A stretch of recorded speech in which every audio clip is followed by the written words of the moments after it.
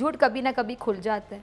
ऐसा ही झूठ भारत के सबसे बड़े गधे नरेंद्र मोदी का भी पकड़ा गया, जो एक तरफ अमन की बात करता है तो दूसरी जानिब बिच्छू की तरह पाकिस्तान को डंग मारता है। अब इसका सबूत का लाइन ऑफ कंट्रोल पर एक बार फिर से भारत की जारहियत है। ये बात दुरुस्त है कि मोदी जब जब मुश्किल में आता है तो पाकिस्तान के खिलाफ कोई ना कोई मुहिम जोई का ड्रामा कर देता है। अब कल भारत की जानिब से लाइन ऑफ कंट्रोल की खिलाफ वर्जी क्यों की गई, जरा सोचिए क्यों? इसलिए कि मोदी को पता है कि कोरोना ने ना सिर्फ उसकी नाअहली की वजह से पूरे भारत को अपनी लपेट में लिया, बल्कि कोरोना कहने के दीमक की तरह हिंदुस्तान को चाट रहा है। और मोदी ने अपने हाथों से अपनी मशहद की क्या कहते हैं कि चिता जला दी।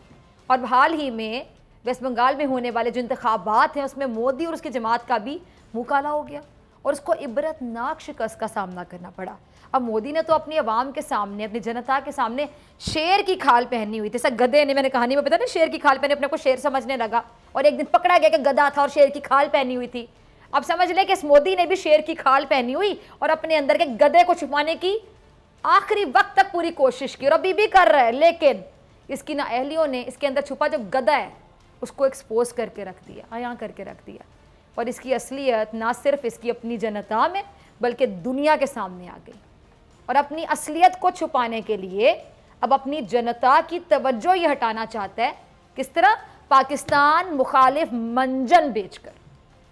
लेकिन पुलवामा वाला ड्रामा जो है वो बार बार थोड़ी चलता है। को तुम एक बार बता सकते हो कि तुम शेर हो, लेकिन अब हिंदुस्तान की आवाम भी जानती है कि कोई शेर की खाल अगर पहन लेना तो शेर नहीं बनता। जैसा कि मैंने कहानी सुनी, गधा गधा ही रहता है। और मोदी ने कह लें कि अपनी असलियत को छुपाने के लिए लाइन ऑफ कंट्रोल की खिलाफ वर्जी करके पाकिस्तान के साथ एहसान फरामोशी की। शर्म नहीं आती इस बंदे को। डूब मरने का मुकाम है इसके लिए कि जो इसे बचाने की कोशिश कर रहा है ये उसी के खिलाफ साजिशें किए चला जा रहा है। अब भी इसको साजिशों से फुर्सत नहीं मिल रही। एक क्लिप होगा फैसल ईदी साहब का, जरा चलाइएगा जी। तो देखा आपने, सुना आपने कि फैसल ईदी साहब ने क्या कहा कि उनकी भारतीय हुकाम से बात हुई है और वो अब उनके जवाब का इंतज़ार कर रहे हैं कि उनको कब भारत आने की इजाज़त मिलती है, ताकि वो इंसानी हमदर्दी के तहत वहाँ भारत की जो अवाम है, उनकी जनता है, उनको कोरोना की जहन्नुम से निकालने में अपना किरदार अगर अदा कर सकते हैं तो करें। इसे क्या कहते हैं नाज़रीन आम अल्फाज में? इंसानियत की खिदमत का जज्बा कह लें, इंसानियत कह लें, एहसास हमदर्दी कह लें। लेकिन जहाँ दिमाग में सिर्फ नफ़रत भरी हो, तासुब भरा हो, गलाजत भरी हो, वो गधा क्या जाने कि इंसानियत किसे कहते हैं, एहसास रवादारी किसे कहते हैं। आपको तो पता है ना, उस गधे को क्या मालूम हो कि इंसानियत किसे कहते हैं?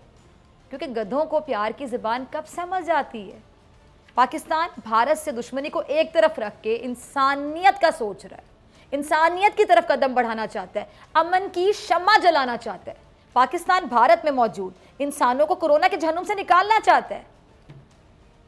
ये जिन्हें मोदी की नाअहली ने कह लें कि इस जहन्नुम में धकेला, लेकिन ये गधा अपनी नाकामियों को छुपाने के लिए पाकिस्तान का कंधा इस्तेमाल करना चाहता है। अब आप देखें मोदी, जिसके हाथों पर भारतीय गुजरात के मुसलमानों का बाकायदा खून लगा हुआ है, उसने रॉ और एनडीएस की मिली भगत से पाकिस्तान की ज़मीन पर तकरीबकारियाँ कराई। तकरीबकारी नहीं, तकरीबकारियाँ, साजिशें, साजिशों पे साजिशें। और अब भी बाज नहीं आ रहा। कुलभूषण जैसे जो दहशतगर्द हैं वो भेजे पाकिस्तान में, क्या, क्यों? ताकि पाकिस्तानियों का खून बहा सके, पाकिस्तान के खिलाफ साजिशें कर सके। दूर क्यों जाएं? हाल ही में जो कोयटा सिरीना हमला उसे देख लें आप, उसके पीछे कौन था? ये भारत, ये भारतीय हाथ, ये नरेंद्र मोदी की शैतानी सोच। अब शर्म तो आएगी कि जिनके कत्ल के मंसूबे बनाता रहा वही मुश्किल की इस घड़ी में मदद करने को तैयार है। तो ये मोदी को मोदी ज़रा सुन लो, हम पाकिस्तानी तासुब से पाक हैं। हम तुम्हारी तरह इंतहा पसंद नहीं हैं, तुम्हारी तरह छोटी सोच नहीं रखते, तुम्हारी तरह कम ज़र्फ नहीं, तुम्हारी तरह घटिया नहीं, तुम्हारी तरह गिरे हुए नहीं है। हर चीज़ को तासुब की नज़र से नहीं देखते। इसीलिए पाकिस्तानी फैसल ईदी, उन्होंने तुम्हारी मदद करना चाहिए इंसानियत के नाते, क्योंकि वहाँ पे भी जो मर रहे हैं वो इंसान है, सबसे पहले इंसान है। और हुकूमत पाकिस्तान ने भी मदद की पेशकश की। बड़ा ही कहते हैं ना कि बड़ा देश है हमारा। वो मेरे प्रोग्राम में पाक भारत टाकरा में भी अक्सर कहते हैं बड़े देश में सब कुछ होता है।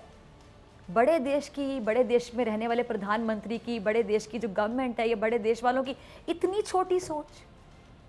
बड़ा देश पाकिस्तान है, बड़ा मुल्क पाकिस्तान है, क्योंकि आला ज़र्फ़ पाकिस्तान है।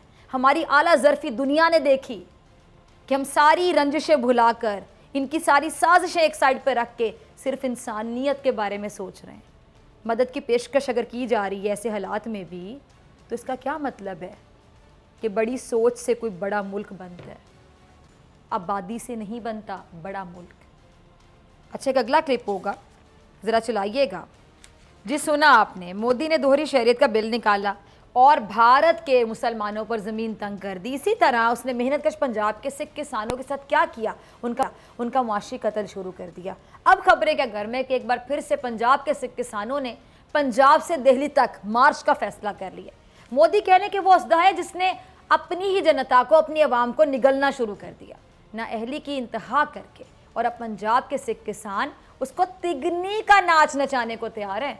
और मोदी ने कह रहे कि हर तरफ अपने पालतू रखे हुए हैं जिनको वो कागज़ के टुकड़ों के बदले ख़रीदता है, उनके रेट लगाता है, और ये पालतू उसके आगे अपनी दुम हिलाते हुए नज़र आते हैं। अब ये जो पालतू है मोदी के, कभी आपको आरएसएस की शक्ल में मिलेंगे, कभी उसकी अपनी जमात में मिलेंगे, और तो और इसके पालतू जो है वो भारतीय गोदी मीडिया में भी पाए जाते हैं। अर्नब गोस्वामी क्या है, इसका पालतू है ना। और पालतू आगे भी मैं बहुत कुछ बोल सकती हूँ, चले पालतू तक ही रखती हूँ, समझ तो गए होंगे आप। मोदी तो खुद अपनी हुकूमत के लिए सबसे बड़ा खतरा है। ये समझता है कि जो मर्जी कर ले, ये जो मर्जी कर ले, इसका कोई कुछ नहीं बिगाड़ सकता।